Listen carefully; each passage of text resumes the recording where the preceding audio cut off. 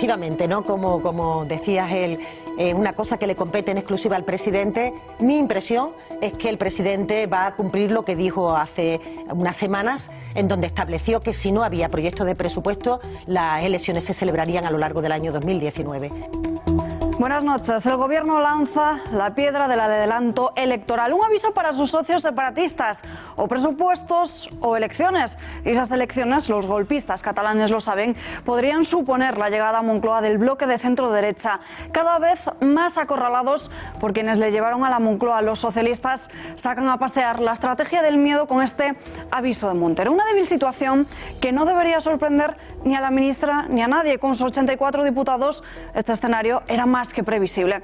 Pactar y prometer o adiós al apoyo del separatismo. Un separatismo que, por cierto, solo quiere hablar de república. Mientras Montero avisa, Pedro Sánchez continúa su gira internacional. Ahora parece que sí quiere hablar de Venezuela e intenta esquivar las urnas para seguir atrincherado en el Palacio de la Moncloa.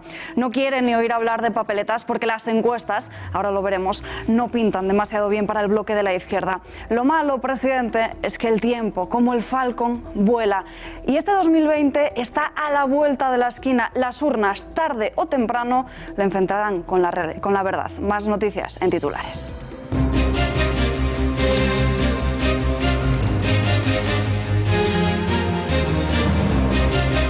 Contratación en el sector público y la campaña de Navidad son los dos principales factores que han provocado la bajada en desempleo. 2018 cierra con 462.000 personas menos en el paro. No obstante, este retroceso es inferior a los experimentados en los 4 años anteriores, aunque superior al de 2013, cuando el desempleo bajó en 85.000 personas. Podemos celebra mañana miércoles la reunión del Consejo Ciudadano Estatal, un consejo que se enmarca dentro del objetivo de analizar su situación. Semanas complicadas para la formación morada por la dimisión de Ramón Espinar y la decisión de Rejón de ir bajo el paraguas de Más Madrid a las elecciones de la comunidad. En Izquierda Unida hablan de una candidatura única. La situación de precariedad de las familias trabajadoras es tan elevada, donde crece la derecha radical y donde crece la extrema derecha, lo importante es estar unidos. Nosotros en Izquierda Unida siempre hemos defendido el mismo mensaje: unidad y democracia. La situación de Eduardo Zaplana es cada vez peor. El personal médico del Hospital de la Fe de Valencia había solicitado al exdirigente ciertos ejercicios físicos para convertir los 4 kilos que ha recuperado en masa muscular. Ejercicio que puede hacer en el propio pasillo del centro, pero la juez le ha prohibido terminantemente salir de la habitación. Avanza la sombra de la despoblación rural y del envejecimiento. Son datos del Padrón Municipal del pasado 2018. Los pueblos con menos de 100 habitantes son unos de los más resentidos que pierden población. Ciudadanos que prefieren las grandes urbes. Y otro dato más, el número de mayores de 64 años ha llegado a los 8,8 millones en el año 2017. El invierno demográfico es ya todo un suicidio. Hacen llamarse expertas feministas en lenguaje sexista y se han atrevido a exigir que la revisión lingüística de la Constitución no la lleve a cabo la Real Academia Española. Apuntan a que debería quedar en manos de una comisión del Parlamento porque dicen que es un asunto político, no de formas. En unos minutos les contamos todos sus reproches. Miraremos también hacia Venezuela. El fiscal general ha prohibido salir del país a Juan Guaidó y ha dado la orden de congelar sus cuentas, decisión que se produce a un día vista de las manifestaciones convocadas para mañana miércoles en el país y después de que Estados Unidos sancionase a la petrolera estatal Petróleos de Venezuela. Son ilegales, unilaterales, inmorales, criminales.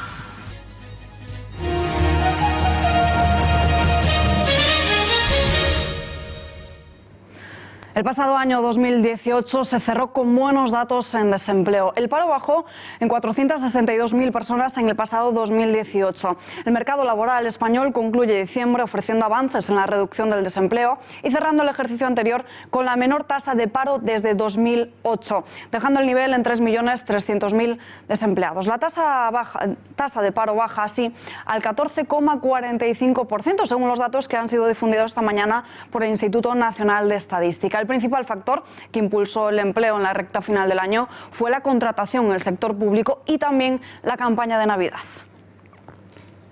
El fantasma de unas elecciones generales en este 2019 vuelve a situarse en el centro del terreno político. El gobierno avisa de que si sus presupuestos no consiguen salir adelante, no les quedará más remedio que hacer una llamada a las urnas. En el Ejecutivo socialista continúan a la espera de que sus cuentas pactadas con Podemos consigan el respaldo de los separatistas. El bloque independentista parece no estar por la labor de ceder sin un movimiento político de Pedro Sánchez. Y no es el único problema de estos presupuestos, también se encuentran en el ojo de mira de Bruselas. La Comisión Europea alertaba este lunes de que podrían incumplirse las reglas fiscales europeas. Bruselas, según la ministra de Hacienda, no solicita nuevas aclaraciones respecto a la senda de déficit, después de que los presupuestos se hayan tenido que ajustar al objetivo vigente del 1,3% del PIB. María Jesús Montero reconoce las dificultades a las que su gobierno tendrá que hacer frente para sacar adelante estas cuentas.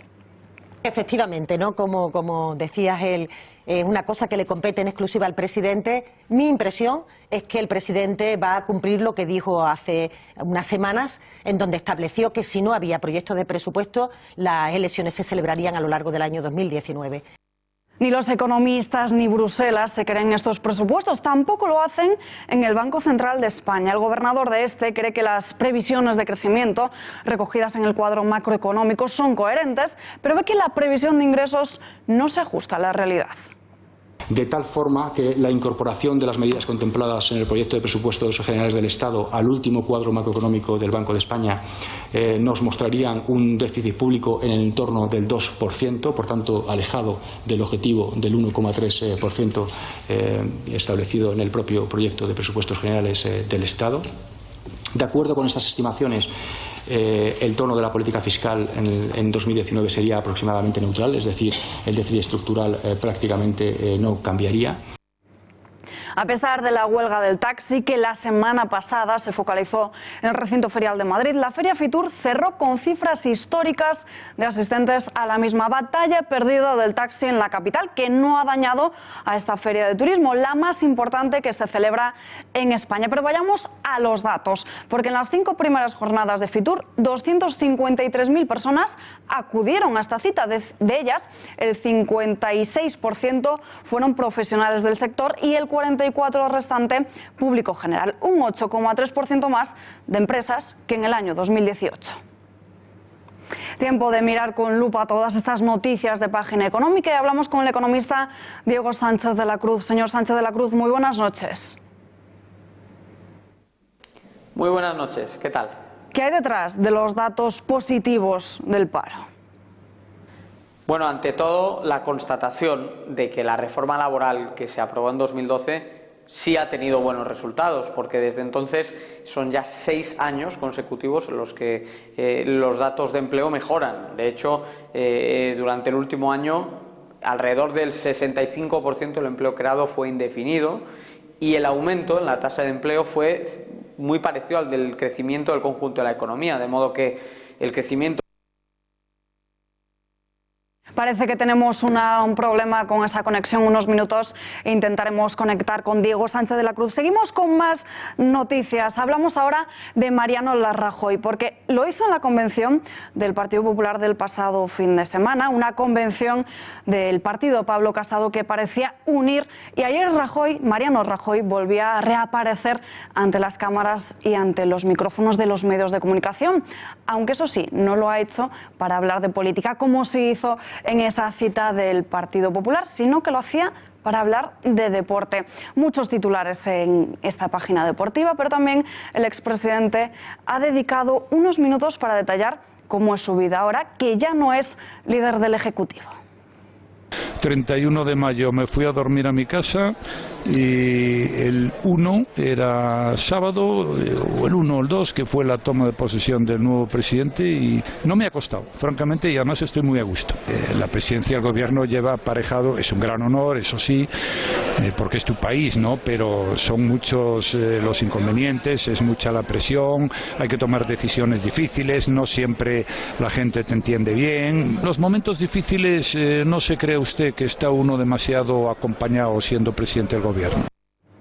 Y volvemos a esa conexión con Diego Sánchez de la Cruz, con el economista. Estábamos analizando todos esos datos que les contábamos antes en Página Económica. Hablábamos del paro y ahora nos centramos en la huelga Fitur. Señor Sánchez de la Cruz, ¿cómo ha afectado la huelga del taxi a Fitur? Porque ya conocemos las cifras, que han sido buenas, pero no ha tirado para atrás la asistencia a esta feria el sector del taxi entonces.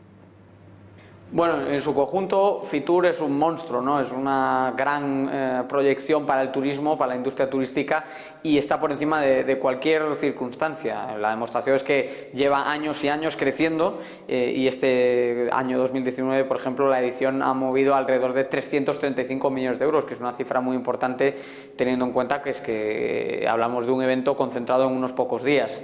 Eso sí, es cierto que ha generado incomodidades y problemas el hecho de que se dé esta huelga de taxis en torno a esas fechas, pero también tenemos que decir las cosas como son. El número de visitantes ha crecido un 10%, de modo que los madrileños y los visitantes han encontrado formas de desplazarse alternativas, y además la presencia de empresas ha subido un 8%, se han celebrado más encuentros entre empresas y turoperadores y distintas compañías del sector que en cualquier otro año, o sea que la evolución ha sido positiva a pesar de esos contratiempos que supone la huelga del taxi.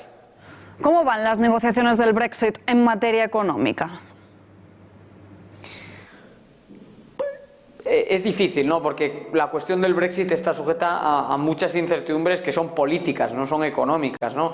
Yo a lo largo del día de hoy, por ejemplo, he estado hablando con algunos representantes británicos en Bruselas, y ellos me confiesan de puertas para adentro, aunque no lo digan de puertas para afuera, que ahora mismo, más que manejar una salida en marzo, se maneja una salida en julio, ¿no? A finales de junio o primeros de julio. Por lo tanto, no se sabe muy bien lo que va a ocurrir. Hasta ahora sabemos que la creación de empleo se ha mantenido, el crecimiento se ha mantenido, es decir, Reino Unido no ha notado mucho toda la incertidumbre que se ha estado produciendo hasta ahora. El problema va a ser cuando de verdad llegue ese momento de ruptura definitiva, y ahí empezaremos a ver cómo se desencadenan los acontecimientos. Pero bueno, también hay que tener en cuenta que Reino Unido es una economía muy dinámica, entonces si hay un país que puede sobrevivir un shock institucional tan fuerte como el Brexit, es Reino Unido. O sea que creo que hay que seguirlo con lupa, pero tampoco hay que hacer caso de los análisis más alarmistas. Creo que hay que ponerlo todo en cuarentena y vamos a ver lo que pasa durante el próximo semestre.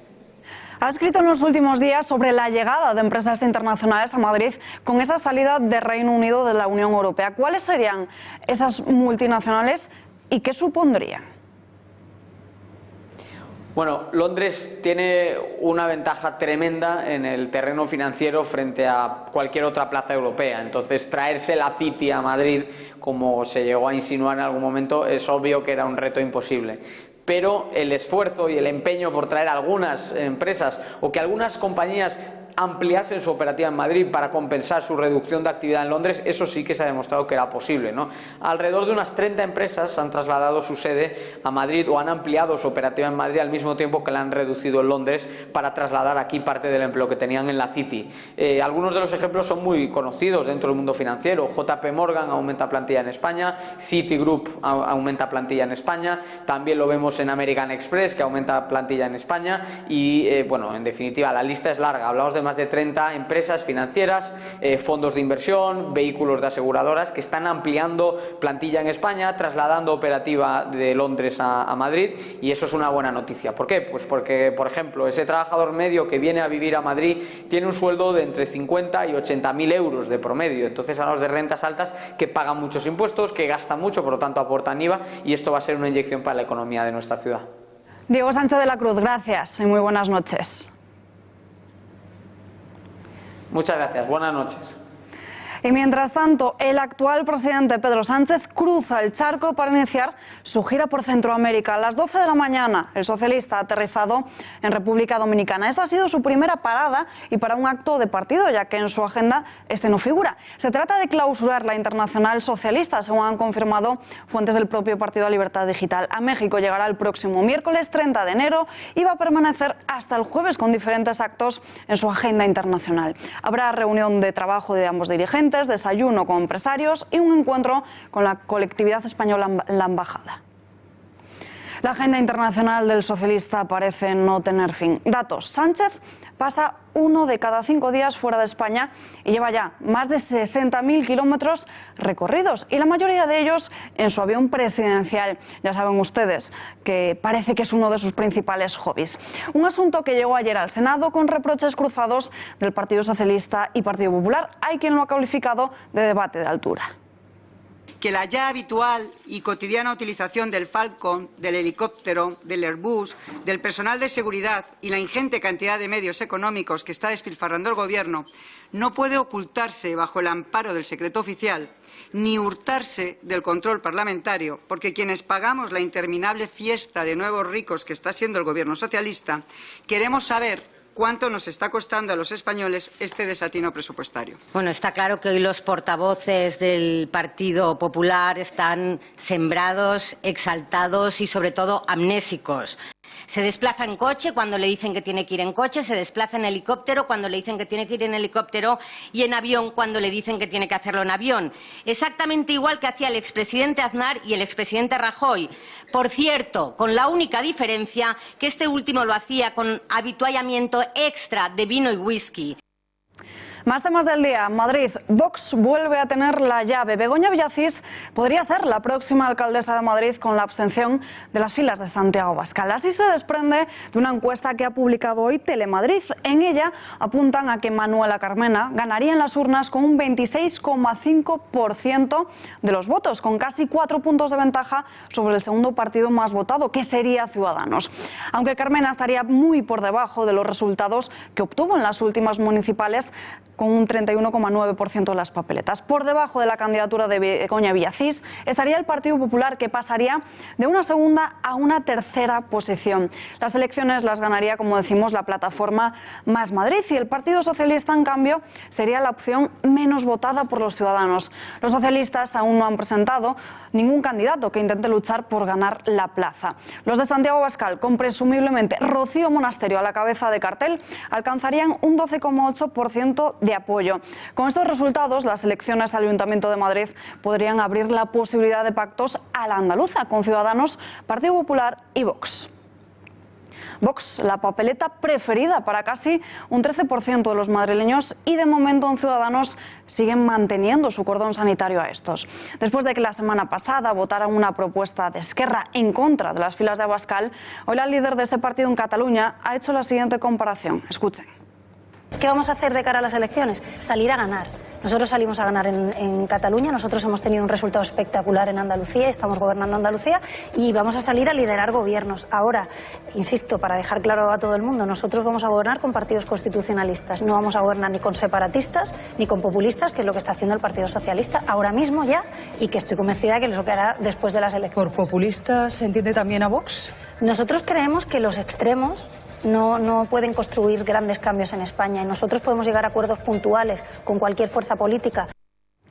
Y no ha sido la única que en las últimas horas le ha dado por jugar a las comparaciones. También en las filas del Partido Popular, Juan Carlos Cano, el candidato del PP a diputado general de Guipúzcoa, ha asegurado que no comparte el acuerdo alcanzado por su formación con Vox en Andalucía. A Dios gracias, en este territorio no va a ser necesario que ni tan siquiera me plantee un pacto con Vox. No tengo nada que me una con Vox, aunque en 1 o 2 temas de gestión pueda coincidir, como puedo coincidir con EH Bildu. A mí no se me caen las prendas de votar conjuntamente con ellos, y nadie pensaría que PP y EH Bildu estaríamos haciendo una pinza. Con Vox igual.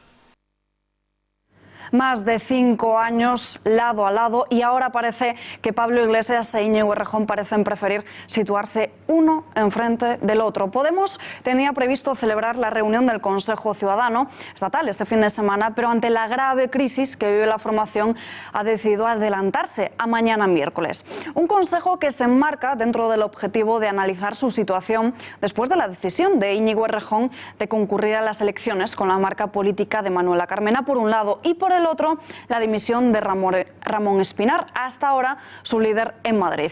Ahora mismo la dirección de las filas moradas la asume Irene Montero por la baja paternal de Pablo Iglesias, y en las últimas horas hemos conocido que ésta le habría pedido a Errejón que no acuda a este consejo para no ahondar todavía más en las heridas abiertas del partido. Los cambios llegan a Podemos en el Senado después de la dimisión de Espinar.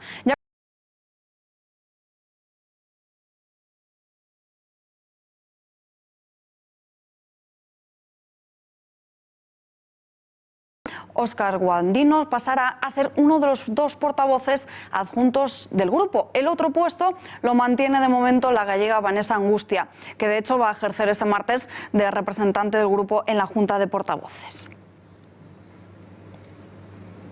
Ramón Espinar e Íñigo Errejón, los últimos que han provocado más que dolores de cabeza a la cúpula morada. En los últimos días, Izquierda Unida habría ofrecido la idea de presentar una candidatura única a la Comunidad de Madrid. La Dirección General Regional deja abierta la puerta a sumarse al proyecto Más Madrid con Errejón. Hoy se han reunido con el partido de Carmena, una decisión que deberían refrendar las bases, pero que según varias fuentes Alberto Garzón no comparte, a pesar de su apuesta por frenar a la derecha. La situación de precariedad de las familias trabajadoras es tan elevada, donde crece la derecha radical y donde crece la extrema derecha, lo importante es estar unidos. Nosotros en Izquierda Unida siempre hemos defendido el mismo mensaje: unidad y democracia. ¿Qué quiere decir? Pues que evidentemente no podemos ver con buenos ojos la iniciativa de Íñigo Errejón, que ha dividido, porque antes ya había unidad y ahora de repente pues tenemos que trabajar para conseguirla como consecuencia de esta decisión de Íñigo Errejón. Posible cambio de color político en Madrid en lo que sería una reedición de las elecciones y posterior pacto en Andalucía. Editorial con Rosa Cuervas Mons.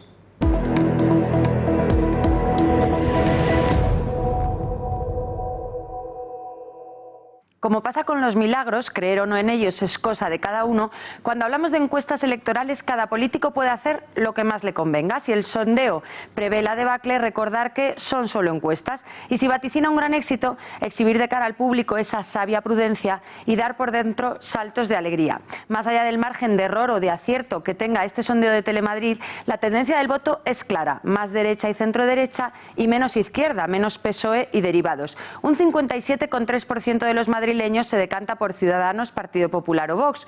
Volvemos a Andalucía. De nuevo, tres partidos obligados a entenderse si es que quieren hacer efectivo ese mandato mayoritario de las urnas, el mandato de desalojar del poder a los ideólogos de Madrid Central, a los hombres y mujeres de los ceniceros portátiles y del que las madres de los alumnos ayuden a limpiar las aulas, que se hace familia.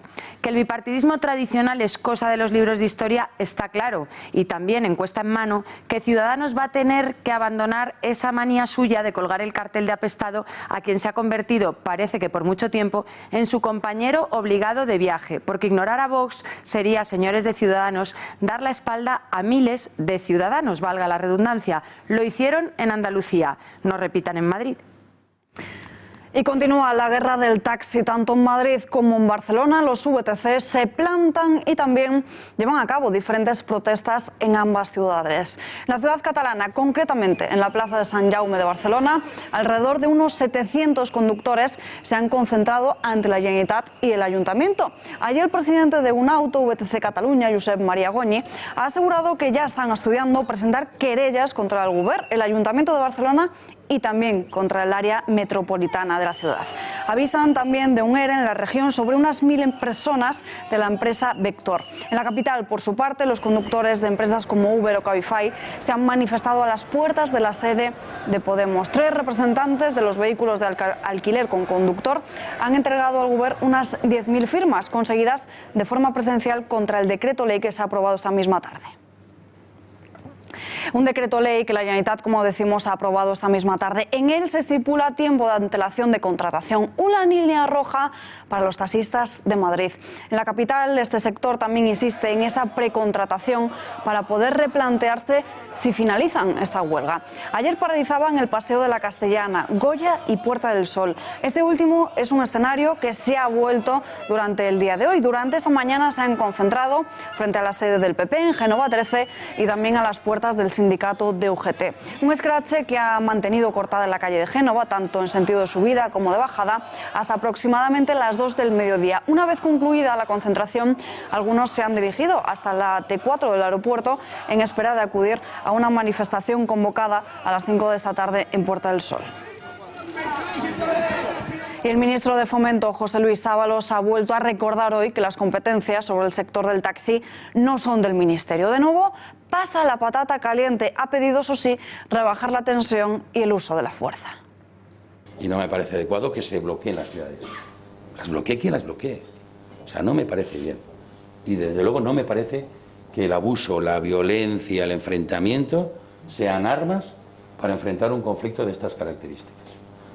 Ahora, ni unos deben hacer eso, ni otros la campaña para desgastar no sé qué. Porque el tema realmente es complicado. Pero hay que enfrentarlo desde la racionalidad. El delegado del Gobierno en Madrid ha apostado por una mesa de negociación entre ayuntamiento y comunidad y, al igual que Ábalos, también ha pedido dejar atrás la violencia y la tensión. Lo que pido a los taxistas es, primero, que condenen la violencia. No puede haber violencia. Tenemos más de 100 denuncias de VTCs, también algunas de taxistas, que policía está investigando, hay detenidos, hay que sacar de todo esto la violencia. En el sector del taxi han negado en la mayoría de las ocasiones haber sido los actores protagonistas de llevar a cabo estos hechos violentos. Pero vean las siguientes imágenes. Acaba de rezar la rueda. Esta se corresponde a momentos de la concentración de ayer en la Puerta del Sol. Lo están viendo, un encapuchado que pincha varias veces la rueda de un coche de VTC.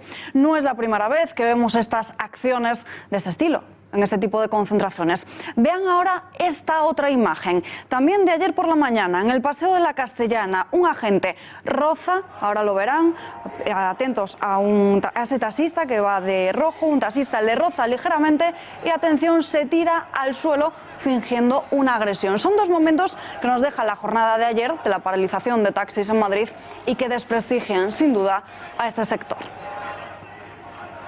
Ayer veíamos las agresiones a miembros del Partido Popular, Ciudadanos y Vox durante el fin de semana en Cataluña. El ambiente no es ni mucho menos normal. Nuestro compañero Kake Minuesa ha viajado hasta allí. Ha podido comprobar de primera mano cómo la imaginaria República Catalana pone en peligro la paz e incluso ha estado con Ignacio Garriga. Y se puede ser negro y ser de Vox porque dicen que Vox es racista. Claro, es que ese es el gran problema que tiene la gente. Es decir, estamos cayendo una vez más en esas etiquetas, en esas ganas de desprestigiar nuestro discurso. Entonces, caen en la equivocación de que nosotros no defendemos la igualdad entre españoles, y nosotros desde el primer momento defendemos la igualdad de todos los españoles, sean blancos, negros, verdes, amarillos, altos, bajos, gordos o flacos. Nos importa un comino el color de cada uno. Nosotros defendemos a la persona. ¿Qué le dirías a Maroto? Yo le diría que, en fin, que sus complejos o sus inquietudes o sus tibiezas que las pague con otros, pero no con nosotros, porque si nosotros defendemos la igualdad entre todos, algo que ellos han demostrado en infinidad de veces que no lo han hecho, pues que primero que miren casa y que se pregunte qué ha hecho su partido. Por tanto, que Ciudadanos, aquí, cuando ellos también han sufrido en sus carnes, que nos etiqueten de esta manera, que pretendan ejercernos un cordón sanitario y sacarnos del espacio público de opinión y de alguna manera contribuyendo a esa alerta antifascista que hacía Pablo Iglesias hace unos meses, pues ellos tendrán que ser, en fin, corresponsables de todo lo que nos está pasando y de todo lo que nos pueda ejercer, todo lo que nos pueda pasar en cuanto a violencia en el futuro. Nuestro compañero Kake Minuesa también ha podido acercarse a algunos de esos pueblos catalanes para ver cómo es el día a día en esos barrios, en esas calles, con el separatismo. Este es un pequeño adelanto de lo que van a ver esta noche en Integridad en el Gato al Agua. Que, como veréis en el cartel, esto es un municipio de la República Catalana. Hay hasta gasolina independentista. Dice que su motor se lo agradecerá. Un motor independentista funciona mejor en un coche. Esta es la mentalidad independentista en estos pueblos locos en los que terminan lanzando objetos a los concejales o partiéndome a mí la nariz. La mentalidad loca. Tú estás en un pueblo de estos, pones gasolina, pero es que sigues y mirad lo que pone ahí. Libertad Dolors, es todo el día y le das la vuelta todavía más aún y tienes ahí el lazo, vas a hacer pis y el lazo amarillo te acompaña, es el independentismo loco. Vamos a pasear por el pueblo. Y esta noche también Ignacio Garriga en el Gato al Agua. Hablamos ahora con su director, con José Javier Esparza. José Javier, muy buenas noches. ¿Qué podremos ver en el programa? Cuéntanos. Buenas noches, Alba. Pues sí, lo que el espectador del Gato va a descubrir esta noche en El Gato al Agua con Kake Minuesa es cómo Barcelona puede convertirse en territorio comanche a través de la peripecia personal, simplemente un paseo de Ignacio Garriga, una persona que no es de raza blanca y sin embargo le llaman racista, cosa que solo puede ocurrir dentro del delirio generalizado en el que se ha convertido la vida pública en Cataluña. Hemos visto las agresiones de este fin de semana contra representantes de partidos españolistas y el ejercicio de hoy es un pisar la calle. No es solo para ver qué pasa, es también una forma de reafirmar que Cataluña somos todos, dentro y fuera de Cataluña, en el conjunto de España. Eso es lo que vamos a ver esta noche y no puedo contar nada más. Estaremos muy pendientes. Gracias, José Javier. Y seguimos con más información. Carles Puigdemont se ofrece a declarar como testigo en el juicio al llamado procés. El expresidente catalán ha comunicado al Tribunal Supremo que no tiene ningún impedimento en testificar en el juicio contra estos líderes, renunciando al derecho a no declarar que ostenta por su condición de investigado en la causa. Aunque eso sí, lo haría a través de videoconferencia porque si viene a España sería detenido. La defensa de Puigdemont ha remitido un escrito al Supremo en relación con la petición que han planteado varios de los abogados de los políticos independentistas para que declare como testigo en el juicio que se iniciará en las próximas semanas, previsiblemente el 5 de febrero. Y hace apenas unos minutos el Tribunal Supremo acaba de confirmar que esos presos serán trasladados este mismo viernes a Madrid. Guerra de liderazgos. A pocos días del inicio del juicio contra los golpistas catalanes, Oriol Junqueras ha concedido una entrevista a un diario francés en la que lanza una pulla a Carles Puigdemont y el resto de exconsejeros huidos. No se lo pierdan. Sócrates, Séneca o Cicerón tuvieron la posibilidad de huir y no la aprovecharon. Esta responsabilidad cívica y ética me impresiona mucho. Que un responsable político viva esta realidad del otro lado creo que tiene un valor ético. Apenas queda una semana para que previsiblemente arranque este juicio. Los grupos más radicales del separatismo están preparando concentraciones e incluso actos de sabotaje para torpedear la acción de la justicia. Pepe García Saavedra, muy buenas noches. Así es, Alba, pero antes de que comience el juicio hay que trasladar a los presos independentistas desde Cataluña hasta Madrid. Por cierto, una acción que los grupos radicales han anunciado que intentarán sabotear. Así se desprende de los mensajes en los chats internos de los comités de defensa de la República, que han anunciado a sus seguidores que intentarán boicotear por todos los medios este traslado, una acción a la que también se ha sumado la ANC. Se esperan días duros en Cataluña con estampas similares a las del pasado 1 de octubre, con cortes de carreteras y tomando las infraestructuras clave de la región, todo para impedir la acción de la justicia. Los CDR están llamando a sus seguidores a estar atentos a estos chats internos de comunicación porque no avanzarán sus acciones hasta horas o días antes de que tengan lugar para evitar que la policía los frustre. Por cierto, que estos CDR también han convocado para la semana que viene, coincidiendo con el inicio del juicio del proceso, una huelga general la impondrán en toda Cataluña y el Gobierno no se ha sumado formalmente a esta huelga general, pero sí que ha anunciado que la respetará. Otra vez, Alba, como decíamos, el objetivo es sumir a Cataluña en el caos absoluto. Pepe, gracias y muy buenas noches. Tiempo para hablar ahora con Pedro Fernández, el vicesecretario jurídico de Vox. Tenemos conexión en directo con él, señor Fernández. Muy buenas noches.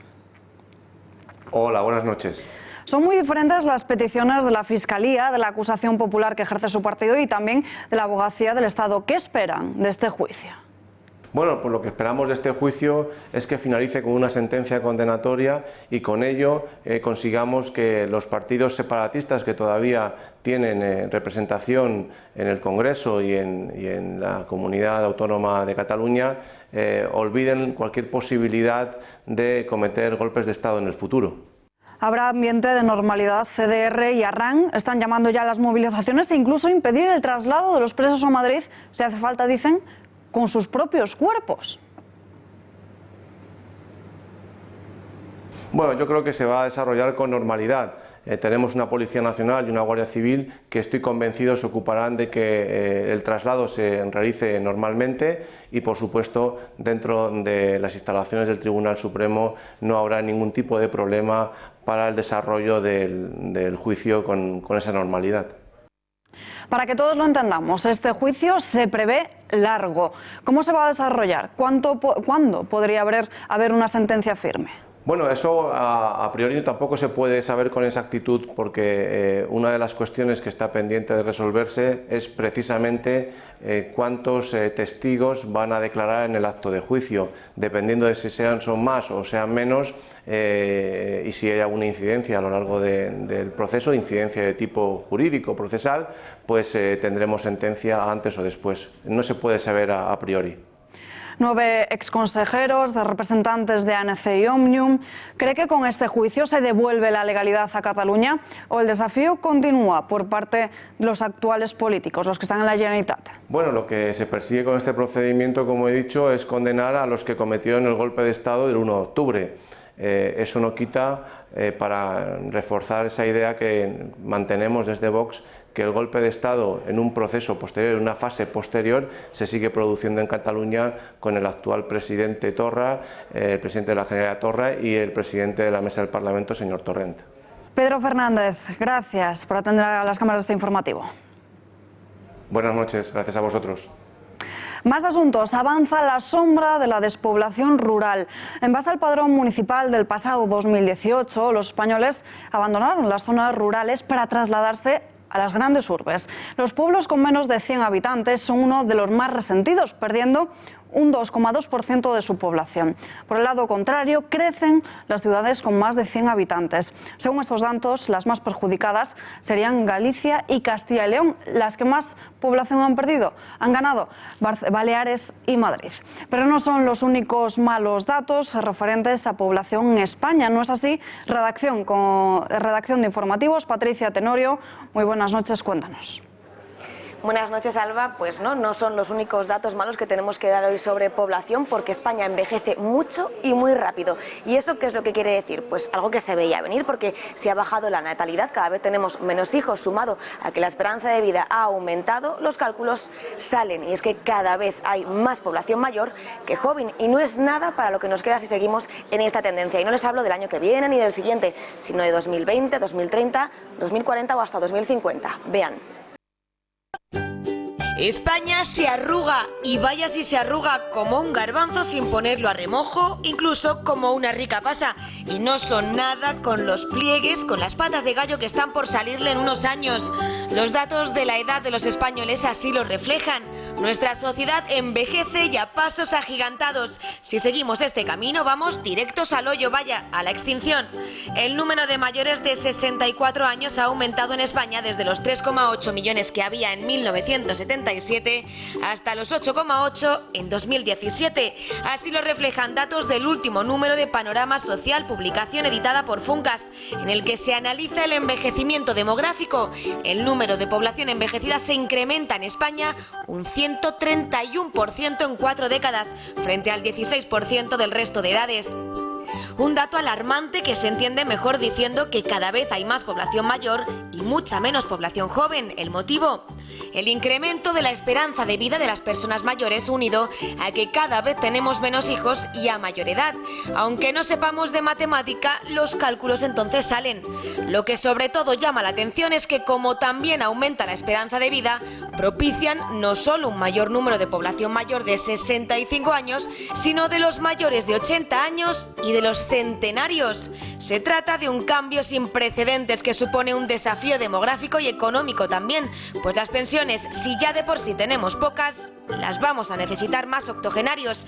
Se espera que la población con 60 o más pase de 1.050 millones en 2020 a casi el doble en 2050, 2.080 millones, y que además supere a la población de entre 15 y 39 años hacia 2080. Por ponerles un ejemplo, si esta forma piramidal representa la población que éramos en el año 1990, donde se ubica a los más pequeñitos en la parte inferior con mayor población y a las personas con más años en la cúspide de la pirámide, en unos años, quizá en 2050 por ejemplo, podría pasar que la pirámide se invierta, quién sabe, los bebés cada vez menos y nuestros mayores, que seremos nosotros, entre otras esta periodista, seremos una masificación.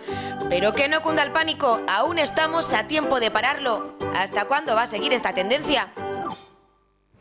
Analizamos todos estos datos con Alejandro Macarrón, autor del libro El suicidio demográfico. Tenemos conexión en directo con él. Señor Macarrón, muy buenas noches. Buenas noches. Como señala Funcas, el número de mayores de 64 años ha aumentado en España desde los 3,8 millones en 1977 hasta los 8,8 millones en 2017. ¿Cuáles son los principales desafíos que representa este envejecimiento de la población? El problema no es que haya más mayores, cosa que es estupenda, porque quiere decir que vivimos más, nos morimos más lentamente o más tardíamente que antes. El problema es que hay muchos menos jóvenes y personas en mediana edad trabajando para dar, digamos, soporte, ¿no? Soporte económico y de otro tipo a estas personas mayores, ¿no? Se ha deteriorado la proporción entre activos y cotizantes, entre activos cotizantes y jubilados, ¿no? Y se va a deteriorar mucho más si nada cambia. ¿La natalidad sería una solución? La natalidad es necesaria para eso y porque tenemos tan poca natalidad y decreciente, el número de nacimientos es decreciente, que tenderíamos a desaparecer, ¿no? Vamos, es imprescindible pensando en los mayores y sin pensar en los mayores. ¿Cree que el Estado fomenta las políticas de natalidad? No. Claramente en España no se ha fomentado la natalidad, sino más bien lo contrario. Ahora tímidamente parece que se habla un poco más, pero todavía muy poco. Hace falta mucho más esfuerzo por parte del Estado, y no solo del Estado, también de la sociedad civil, porque esto es una cuestión de todos, no solamente de los políticos.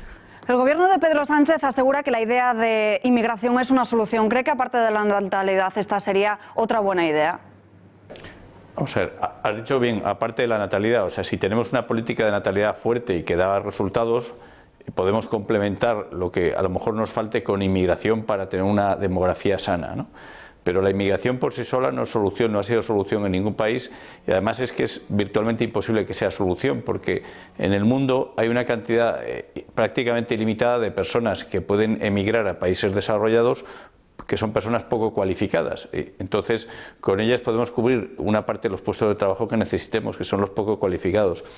Sin embargo, de la inmigración cualificada, mano de obra cualificada, primero que la necesitan esos países emergentes para desarrollarse ellos mismos, ¿no? Y segundo, que hay una competencia entre los países desarrollados por atraerla, con lo cual el que piense que toda la solución puede venir de la inmigración se equivoca. Y eso por no hablar, lógicamente, pues de posibles choques culturales que también se están produciendo, por desgracia, ¿no? ¿Habría que ajustar los periodos de cotización y jubilación en función de la esperanza de vida? Habría que ajustarlos, y en mi opinión no solamente eso, o sea, habría que ajustar las pensiones en función del número de hijos que ha tenido cada uno, ¿no? Si nadie tuviese hijos, pues en la siguiente, cuando las personas se jubilasen, no habría pensiones, ¿no? Pero es que en la misma generación de jubilados, cada año se jubila gente, hay gente que ha tenido ningún hijo, otros que han tenido un hijo, otros que han tenido 3, otros que han tenido 5. Pero el sistema actual no discrimina en función, no da, digamos, un extra en pensión a las personas que han tenido más hijos. Se hace solamente para las mujeres y para algún tipo de mujeres, ¿no? Las que han cotizado, y no es ni siquiera lineal. Creo que hay que profundizar en esa línea, ¿no? Entonces, sí hay que hacerlo porque vivimos cada vez más y no tiene sentido que nos jubilemos a la misma edad que hace 100 años, que es cuando se estableció la edad de jubilación a los 65 años, de hecho ya se está alargando, pero eso por sí solo no es suficiente, ¿no? Hay que hacer también lo que estoy diciendo y todo tipo de medidas que estimulen, fomenten, compensen el coste de la natalidad, ¿no? ¿Por qué cree que se está volviendo a producir el éxodo de la España rural a las grandes ciudades? No estoy seguro si se está volviendo a producir, porque creo que nunca se ha dejado de producir, que hay una tendencia a vivir en ciudades. Eso pasa, es universal. El problema es que las zonas rurales se están quedando vacías, cosa que antes, aunque se iba gente, no se quedaban tan vacías, entre otras cosas porque nacían allí bastantes niños, y aunque una parte de las personas que se generaban, por así decirlo, allí se iban, otras se quedaban. Pero claro, si no hay casi natalidad, entonces ya te quedas vacío y solamente van quedando las personas muy mayores.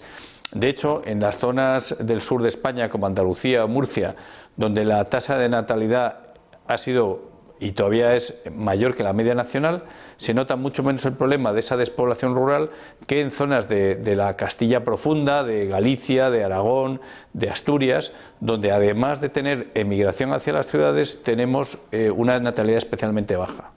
Pero yo no estoy seguro de que haya un éxodo mucho mayor ahora que el que lleva habiendo, en realidad lleva habiéndolo más de 100 años. Hay una tendencia a vivir en ciudades, y que no solamente pasa en España, pasa en todo el mundo. Señor Macarrón, gracias y muy buenas noches. Muy buenas noches, muchas gracias. Expertas feministas en lenguaje sexista, así se autodenominan a sí mismas y no han tenido ningún tipo de reparo en exigir que la revisión lingüística de la Constitución no la lleve a cabo la Real Academia Española. Su argumento, que es política, no gramática. Así se han manifestado en el diario El País, que cita, entre otras, a la filóloga Teresa Meana a las puertas del debate que la RAE va a acometer sobre una reforma lingüística de la norma.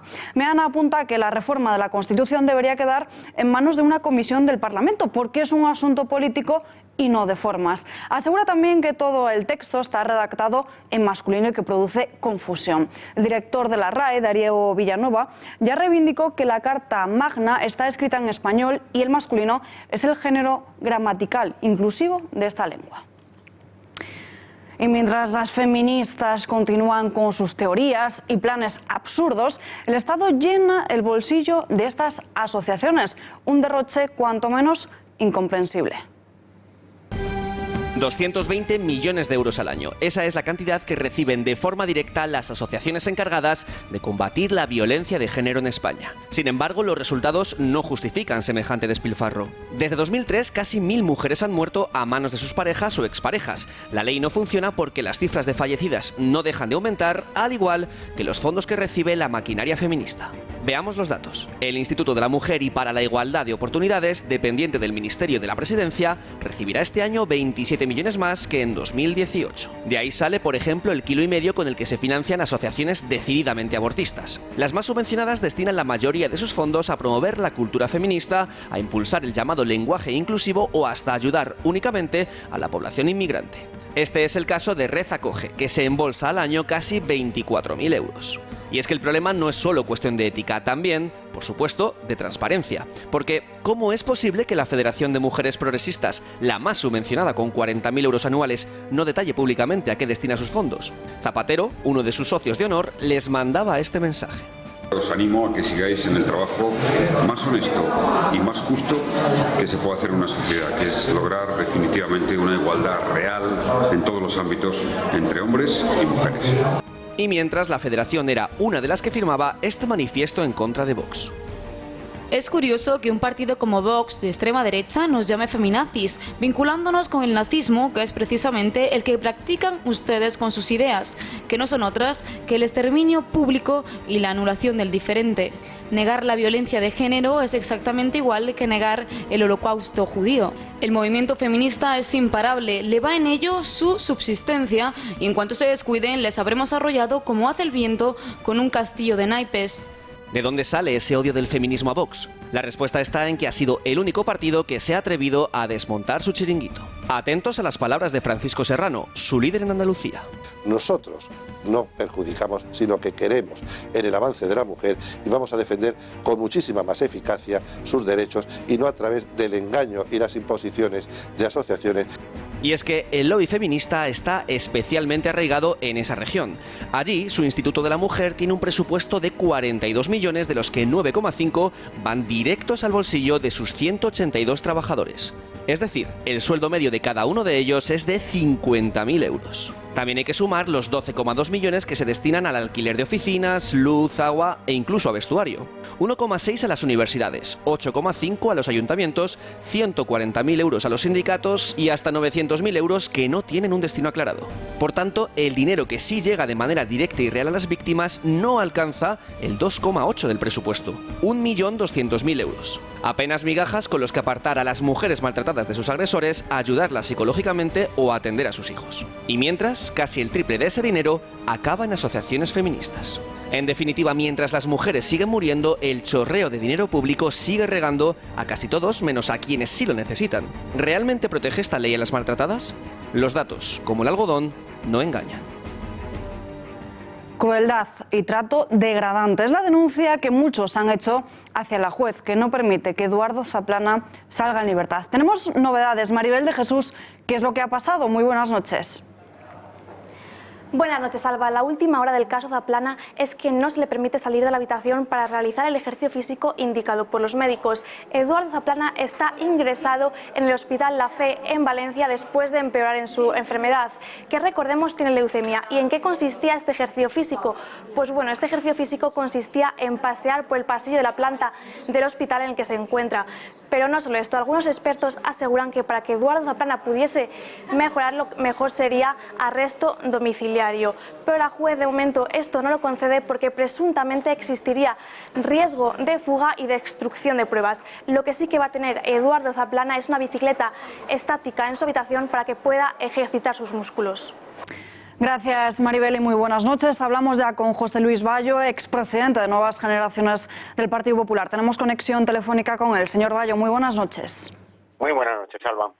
Más de 6 meses privado de libertad, gravemente enfermo y ahora sin poder salir de la habitación ni para practicar ejercicio. ¿Cómo valora la situación que vive el exministro Zaplana? ¿Encuentra explicación a la actitud de la juez? Yo creo que es intolerable. Yo creo que en estos momentos la juez yo creo que ya empieza a rayar la prevaricación. En cuanto que no es entendible, es una más y sigue y continúa a todos los escritos y a todas las solicitudes por parte de la defensa del expresidente Zaplana de negar la mínima consideración, misericordia con respecto a la situación del expresidente. Y habrá que recordar a la audiencia que el presidente Zaplana ni está juzgado ni condenado. Por lo tanto, está en prisión preventiva, lo cual es que en una situación, yo creo es que no recuerdo a ningún preso que en la situación de salud que tiene el presidente Zaplana se le haya cometido los atropellos de derechos fundamentales que se le está haciendo al presidente. Con lo cual, yo, Alba, creo que en estos momentos ya sí que sin ninguna duda, alguna mano negra hay detrás de la situación del expresidente Zaplana y espero y deseo que en la situación en la que se encuentra no ocurra lo peor, porque entonces ya estaríamos hablando de otro tema, evidentemente. ¿Ha podido hablar con el entorno del expresidente valenciano? ¿Cómo está viviendo esta situación su familia? Pues yo tengo contacto con una de las hijas, con María. Evidentemente pues lo ven desmesurado, está fuera de cualquier lógica de derecho y humana. Es que lo que se le pide es un trato en situación humanitaria, de una mínima consideración a un enfermo terminal, en que los informes acreditan por parte del jefe de metodología de la FE que está en una situación de muerte súbita si no tiene los cuidados adecuados dentro de recinto. Es que, claro, ponerse en la piel de la familia es altamente complicado, porque evidentemente uno desea lo mejor para cada uno. Lo que pasa es que, claro, ante la negativa de la jueza de instrucción número 8 de la Ciudad de la Justicia de Valencia, pues evidentemente es que no cabe entendimiento ni el más mínimo. Es que no entra dentro ya de los parámetros de la lógica. Por lo tanto...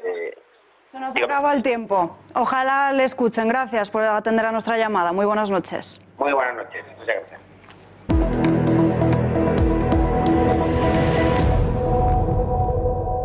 Son ilegales, unilaterales, inmorales, criminales. Con esta medida se pretende robarnos la empresa Citgo a todos los venezolanos y venezolanas. Alerta, Venezuela. Los Estados Unidos hoy ha decidido transitar el camino de robarle la empresa Citgo a Venezuela, y es un camino ilegal. Lo acaban de escuchar. Maduro califica de ilegales las sanciones impuestas por Estados Unidos. Donald Trump redobla la acción y pasa de las advertencias a las sanciones. Durísimo golpe al régimen tiránico Maduro, que anunció la propia Casa Blanca. Pero atención a las siguientes imágenes, pues porque en esa rueda de prensa en la que anunciaban esta congelación de fondos, se ve la libreta del asesor del consejero de Seguridad Nacional de Donald Trump, en el que se puede ver 5.000 tropas a Colombia. Una breve nota que ha acaparado todas las imágenes, pero Bolton en ningún momento ha hecho referencia a esta hipótesis de enviar tropas al país que hace frontera con Venezuela. Y hablamos ahora de Reino Unido porque, como saben, días complicados para Theresa May. Esta misma tarde se han llegado 7 enmiendas a la Cámara de los Comunes. 7 enmiendas, las cuales ahora mismo continúan votándose. Rechazan retrasar la salida prevista para el 29 de marzo. May también había propuesto volver a Bruselas para negociar con la Unión Europea, pero esto lo han rechazado. Y también, todo según lo previsto, se tumba la enmienda de los laboristas para rechazar un Brexit sin acuerdo. Una enmienda de Jeremy Corbyn. Y nos hemos quedado sin tiempo para más. Volvemos mañana a las 8:30 con más información. Mientras tanto, les dejamos con Tiempos Modernos y El Gato al Agua. Ya lo saben, lo que otros no le cuentan o como otros no se lo cuentan. Hasta mañana.